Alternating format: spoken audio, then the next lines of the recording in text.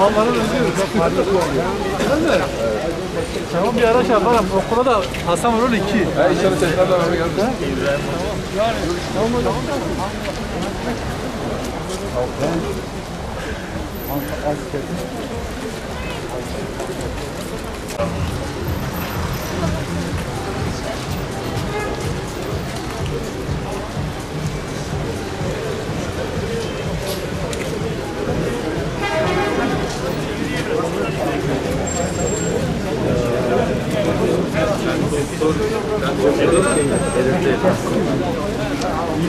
Öyle yani. Yürek taşır be kardeşim. Kusura bakma.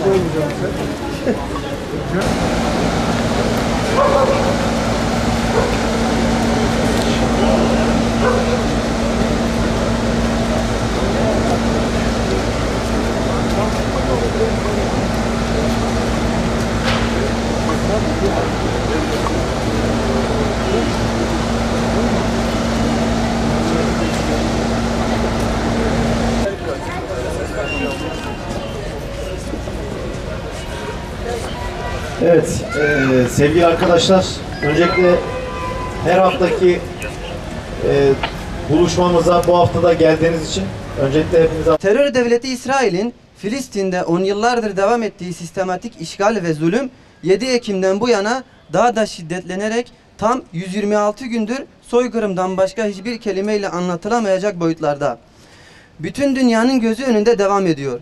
Dünyanın gündeminden düşürülmeye çalışılan katliamların dehşetini bizim tekrar gözler önüne sermemiz gerekiyor. İsrail ordusunun yaptığı 2000'i aşkın katliamda 27.000 Filistinli şehit edildi. Bunlardan 12.000'i çocuk, 8.000'i kadın. 360.000 ev yıkıldı. 2 milyon kişi yerinden edildi. 400 okul ve üniversite saldırıya uğradı. Tam 30 hastane ve 53 sağlık merkezi hizmet dışı bırakıldı.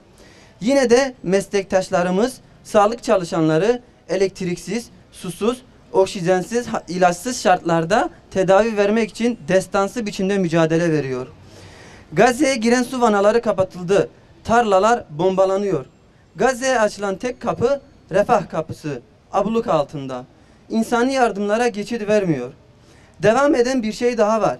İsrail işbirlikçisi devletlerin ve şirketlerin soykırıma olan aleni desteği artarak sürüyor.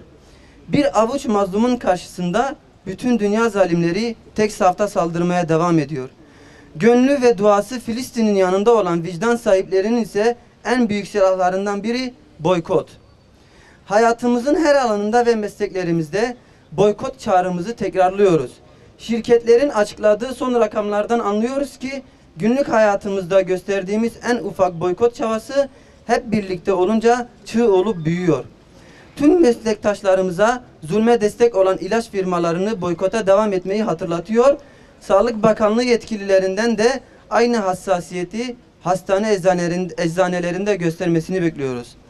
Hekimler ve sağlık çalışanları olarak 13. haftasında toplandığımız sessiz yürüyüşümüzde tutuklansalar da öldürülseler de görevleri başından ayrılmayan Gazze'li meslektaşlarımızı tekrar selamlıyoruz. İnsanlık dışı bütün eylemlerden kurtulmak için verdiğimiz mücadeleyi sonuna kadar sürdüreceğiz. Bu minvalde tüm hekimleri, sağlık çalışanlarını ve bütün vicdan sahibi insanları harekete geçmeye, bu onurlu yürüyüşte yer alarak zulme karşı durmak adına sessiz yürüyüş kervanımızda ses olmaya davet ediyoruz. Hep birlikte söyleyelim. Kanıksamayacağız, kanıksamayacağız, kanıksamayacağız. Normalleştirmeyeceğiz, normalleştirmeyeceğiz, normalleştirmeyeceğiz, normalleştirmeyeceğiz. Sabırla ve azimle zulme karşı duranlar olacağız. Zulme karşı duranlar olacağız. Sabırla ve azimle zulme karşı duranlar olacağız. Sabırla ve azimle zulme karşı duranlar olacağız.